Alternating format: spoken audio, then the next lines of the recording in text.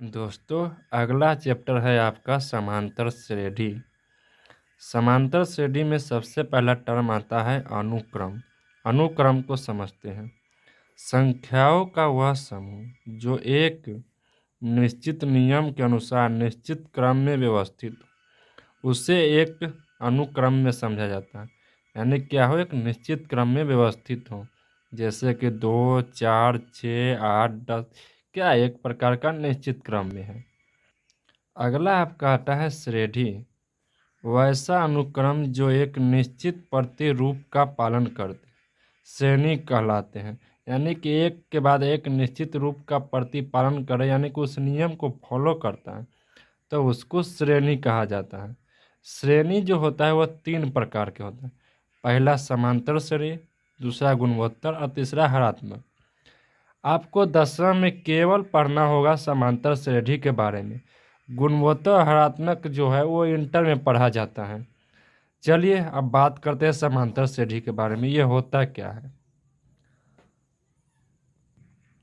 ऐसा अनुक्रम जिसमें प्रत्येक पद अपने पिछले पद में एक निश्चित संख्या जोड़ने पर प्राप्त होता है, समांतर श्रेणी कहलाता है।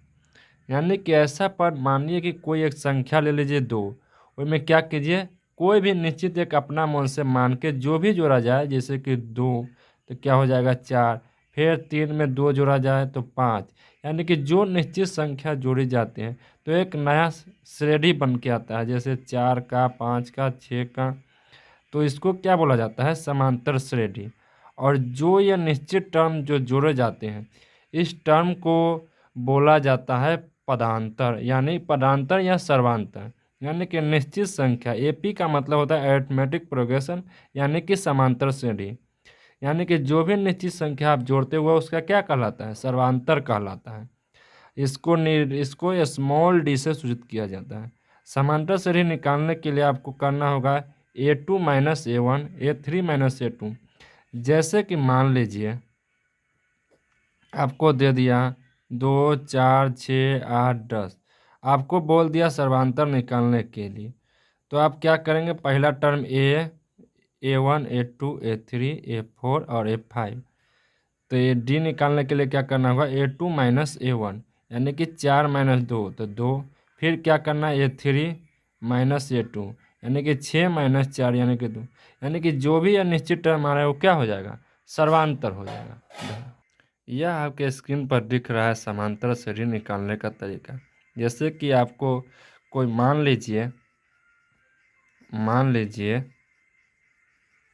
आपको ए का वैल्यू आपको दे दिया 2 और डी का वैल्यू दे दिया 3।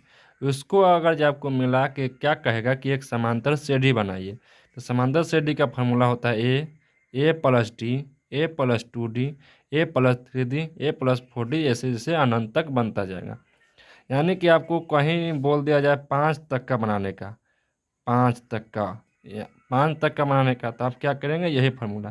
पहला आ जाएगा 2, फिर ए में यानी कि दूसरा 5, तीसरा हो जाएगा 3 दूना 6, 2 8, फिर तीसरा आ जाएगा 2 और 3 तिया 9, 9 2 11। इस प्रकार चौथा आ जाएगा 4 तिया 12, 12 2 12 13 14। इस प्रकार का आपका क्या बन के आ जाएगा? समांतर श्रेणी। अगला फार्मूला है Tn बराबर a plus n minus 1 into D. Tn को हम L से भी कहीं कहीं पर भी सूचित कर देते हैं। यह जो होता है nवां पद ज्ञात करने के लिए दिया जाता है। जैसे कि आपको बोल दिया जाए प्रथम पद आपको दे दिया 2, इसका सर्वांतर दे दिया आपको कितना? 3, और n का वैल्यू रैंडम मान लीजिए कि 5 है, तो आपको बताना पड़ेगा कि Tn का वैल्यू कितना आ जाएगा। तो आप इस सिंपली सा यूज कर दीजिएगा Tn a plus n minus 1 into D, यानी कि 2 प्लस 5 माइनस 1 इंटू 3, यानी कि कितना आ जाएगा? 2 प्लस 4 तिया 12, 12 2 14, यानी कि इसका कैमा पद हो जाएगा? 14वां पद।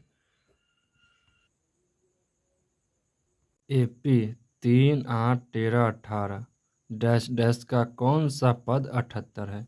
चलिए इसमें प्रथम पद आपका हो जाएगा 3, और डी निकालने के लिए क्या होता है, D is equal to A2 minus A1, यानी कि हो जाएगा 8 माइनस 3, यानी कि डी बराबर आ जाएगा 5। Tn आपको दे दिया 78 और n आपको निकालना है, तो Tn बराबर होता है A plus n minus 1 into D. A का मान 3 प्लस n आपको निकालना है और डी हो जाएगा 5 और Tn आपका कितना है 78। चलिए करते हैं। 78 equal to 3 plus 5n minus 5। 78 equal to 5n minus 2, यानी कि इधर आ जाएगा तो 78 plus 2 equal to 5n। 80 equal to 5n, तो n इजकल टू आ जाएगा आपको 80/5, यानी कि 16, तो n इजकल टू 16। तो आप क्या लिख सकते हैं कि 16वां पद 78 होगा। This is A answer. अगला है आपका अंगणितीय माध्य। इसमें आपको कोई दो संख्या दे दिया जाएगा और कहेगा कि आप उसका माध्य बताइए। तब आप इसमें लगा सकते हैं a+b/2। यह बहुत ही आसान है। जैसे कि मान लीजिए कि p= दे दिया 2 और 3, तब कहेगा कि माध्य निकालने, तब माध्य बराबर क्या लिख सकते हैं, 2 + 3/2, यानी कि 5/2। यही क्या हो जाएगा, माध्य। अब आपको कुछ श्रेणी याद करने होंगे, जैसे कि समांतर श्रेणी की 3 संख्याओं के लिए क्या लिखेंगे, a-t, a और a+t। उसी प्रकार से 4 संख्या रहे तो a-3d, फिर a-d, a+d और a+3d हो जाएगा। और 5 संख्याओं के लिए a-2d, a-d, a+d+a+2d, यह 5 टर्मों के लिए। चलिए आप एक क्वेश्चन को समझते हैं। यानी कि आपके स्क्रीन पर दिख रहा हूँ, किसी समांतर श्रेणी के 3 संख्याओं का योगफल -3 है तथा गुणनफल 8 है, तो संख्याएं ज्ञात करें। तो योगफल क्या हो जाएगा, 3 संख्या के लिए क्या होता है, a-t प्लस a+t, यानी कि योगफल कितना दे दिया, -3, यानी इसलिए हम क्या किया, तीनों को जोड़ दिए। तो a-t प्लस a फिर प्लस a+d इजकल टू -3। ये क्या होगा, d से d कट जाएगा और ये क्या हो जाएगा, 3a is equal to -3। a is equal का मान कितना आ जाएगा, -1। अब क्या कहता है कि उसका गुणनफल 8 है, यानी कि a-t इंटू a+t कितना है, 8 है। तो क्या करेंगे, गुणनफल। इसको अगर ये देखिए तो आप इसको इस प्रकार सजा कर लिख सकते हैं, a² minus d² equal to 8, यानी कि a की जगह पर कितना है, -1, तो रख दीजिए -1 का whole square minus d² equal to 8। तो -1 इंटू क्या हो जाएगा, 1 minus d² equal to 8।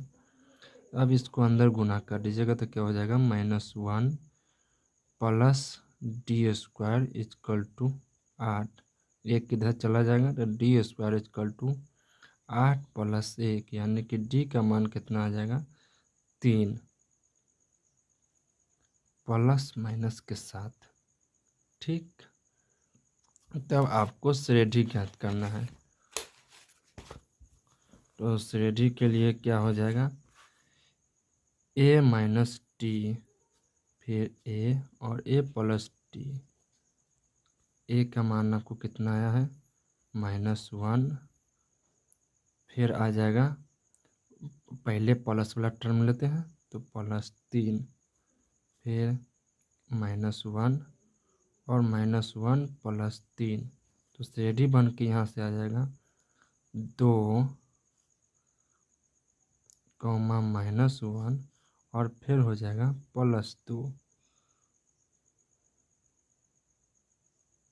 Sorry, यहाँ पर ही क्या है, माइनस है, तो ये हो जाएगा -4 -1 +2 और दूसरा CD बन के आ जाएगा A माइनस डी ए और A प्लस डी।